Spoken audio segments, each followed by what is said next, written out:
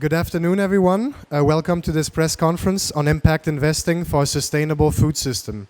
This conference is organized by ProVeg International, a global food awareness organization working on accelerating the ongoing shift towards more plant-sourced proteins. We support healthy plant-rich diets and alternative proteins as one of the key solutions to mitigate the impact of food systems on climate change.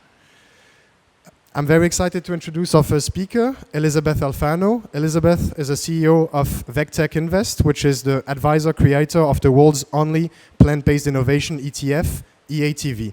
Elysabeth, I'll let you have 10-15 minutes. Hi, everybody. I'm really happy to be here. I am so excited about the change that we're going to see in our global food supply system. But for that change to take place, what we need to do is invest in alternative proteins and plant-based innovation if we're going to meet our 2030 and 2050 goals. Let's get into it and see how we do it. So how can the private sector do its part to move the global food supply system to be more sustainable? Governments can't do it alone. Individuals and the private sector can invest. Well, they should be investing in plant-based innovation. For those of you who don't know, I'll quickly go over what is plant-based innovation, and then we'll see how we can invest in it and what kind of impact it's going to have. Of course, you've probably all seen plant-based burgers, plant-based foods. These are veggies and whole grains and legumes and peas and other alternative proteins that are being used to make plant-based burgers and sausage and deli meats and the meats that we know and love, but those that are not having a deleterious impact on the planet. Fermented proteins, so the using of microbes to grow whole pieces of food or specific proteins. So we're already very familiar with fermentation because of beer and tea and bread. So just taking that to the next level with alternative proteins. And then finally, cultivated meat, where we take cells and in a controlled scenario, we grow whole cuts of meat or even just grow that fat. And then you'll see blended products of animal fat that is without the animal, so without the deforestation, without the water use, without the pandemic risk. Animal fats blended with veggie proteins, and so you'll have really yummy tasting food that has no impact on the planet. So why are we talking about investing in plant-based innovation? Well, because the companies that are innovating with plants and plant-derived ingredients to replace animal products are solving some of the world's most pressing issues. In fact, solving the problems that we're talking about here at COP27. Let's see how it solves it. Currently, our global food supply system, based on animal proteins, animal agriculture, leading cause of greenhouse gas emissions, 16.5% to 20% of the world's greenhouse gas emissions comes from animal agriculture. A whopping 37% of the U.S. methane comes from animal agriculture. The global methane emissions number is about 32%. As we all know, we will not sufficiently impact climate change in the time that we need to do it if we don't address methane. The way to address methane is to replace animal proteins.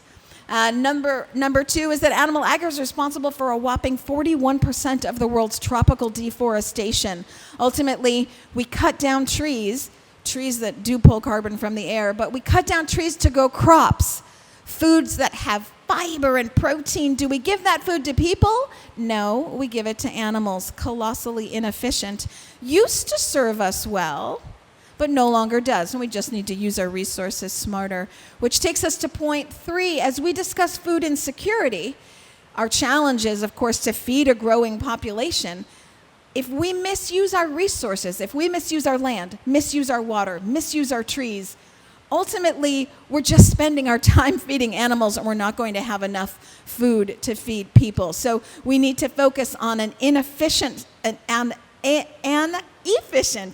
system, and that is alternative proteins and plant-based innovation. Here's just an example from ourworldindata.org. I want to focus on my cursor. Can you see my cursor? Oh, you can't. Oh, my gosh. Okay, well, if you go down to the first red line, you see that 77% of our agricultural land is used to graze and grow crops for animals. This 77% only gives us 18% of our food calories. So what an inefficient business equation. That's not what we like to see. We like to use our resources to better feed our planet, not use all our resources and not get anything back. Well, 18%, certainly not enough.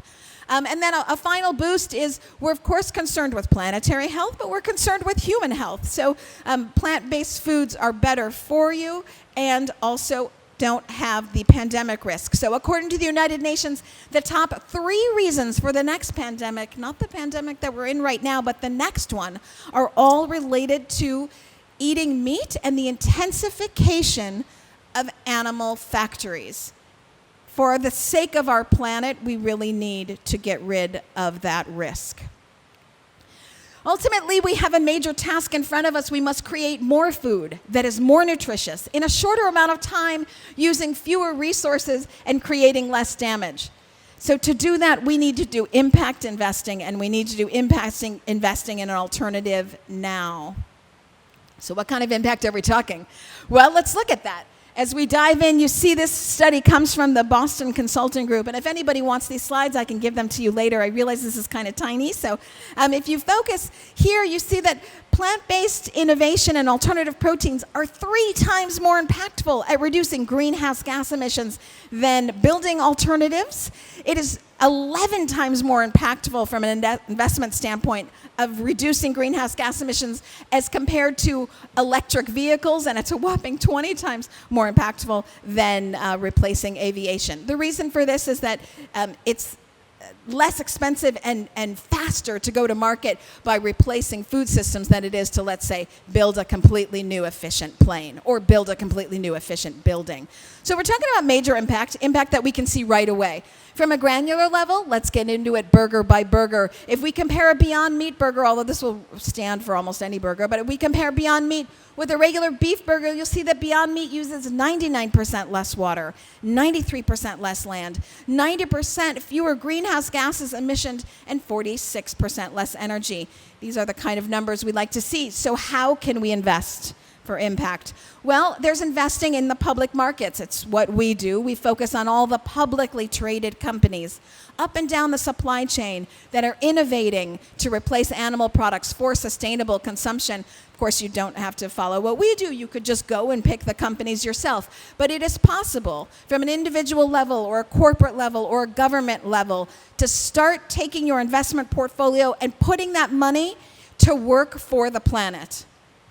Of course, it's not just the public markets, it's also the private sector, those new, novel, innovative companies that are tiny and small and very private, not yet public, but they are creating solutions. And so a government or a corporation or an individual can invest in those startups. Take here, look at what the government of Israel is doing, putting in $440 million into research and $72 million into scaling hubs for more innovation.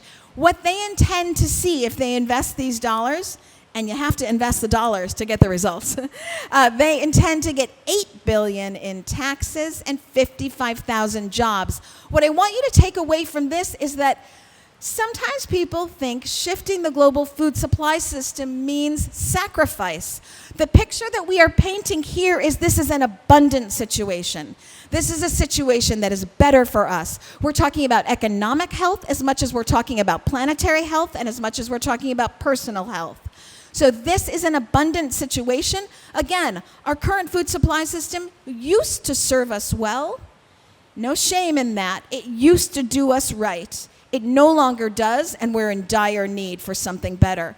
A last example is, if you want to get granular, here you can do something with almost no capital investment. I take this example of LinkedIn in San Francisco. They took their San Francisco cafeteria 2/3 plant-based, not even 100%, because we know the world's not going vegan. Everybody knows that. But they're shifting their diet to some more plant-based alternatives. When LinkedIn did that, for 3 months, they shifted to 2/3 plant-based.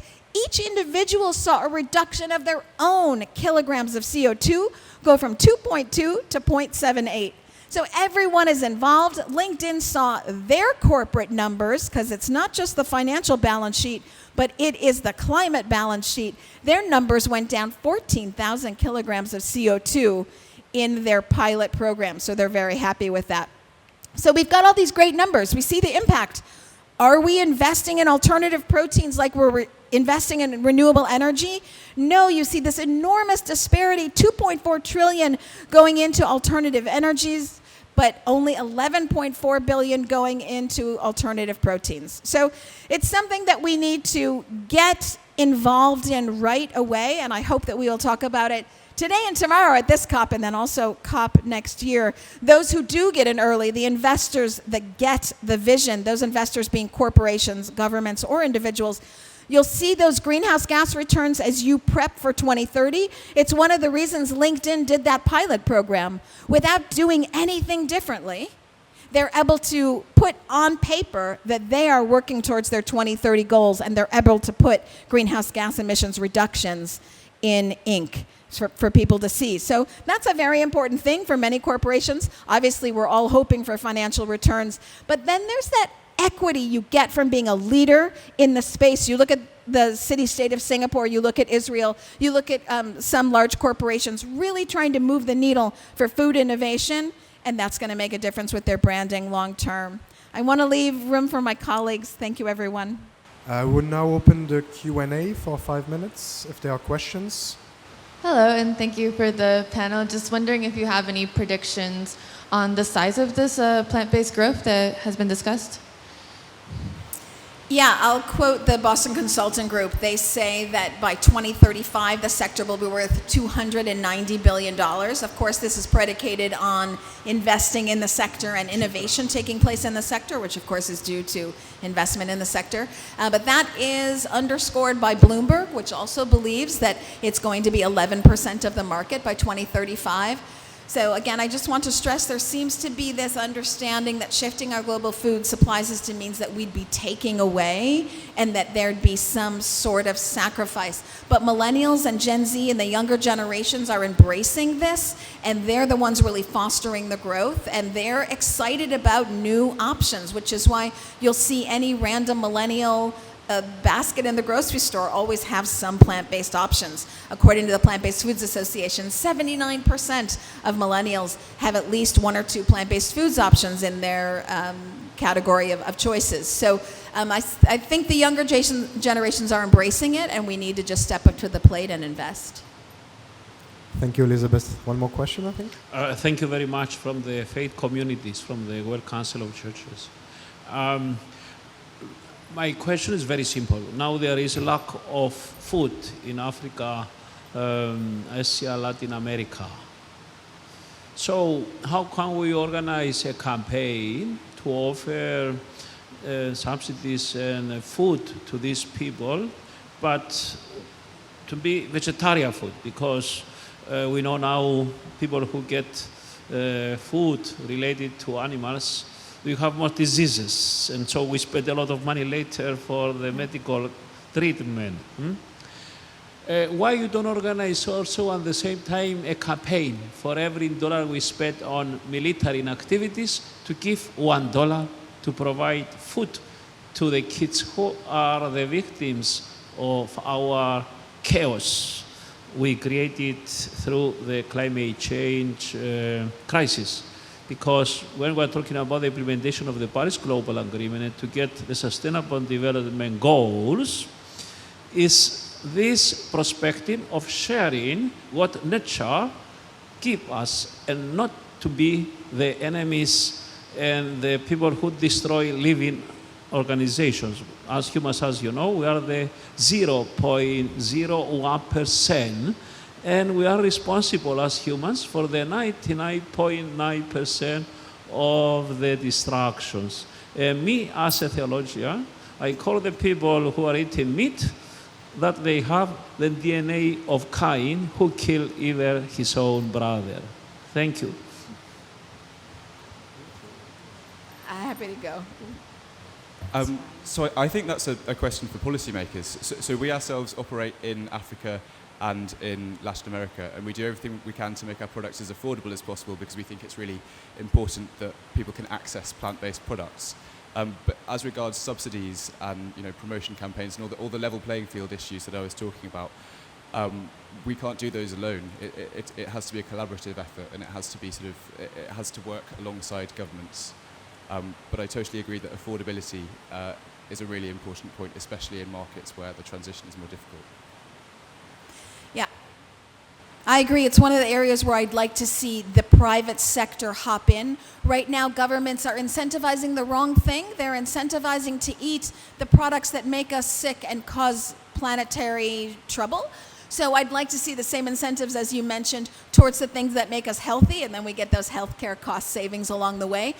So that's pressure on policymakers, and I believe we here can put pressure on policymakers, but also the private sector does that. So the more the private sector gets involved in innovating for better replacements, the more people want those replacements, the more those replacements take over on the plate, and then the more the subsidies shift to the larger section of the plate.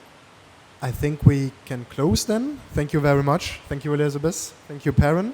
And yeah, we can take a picture in front of... Wonderful. And if anybody wants slides or they have more questions, they can reach out to me on LinkedIn.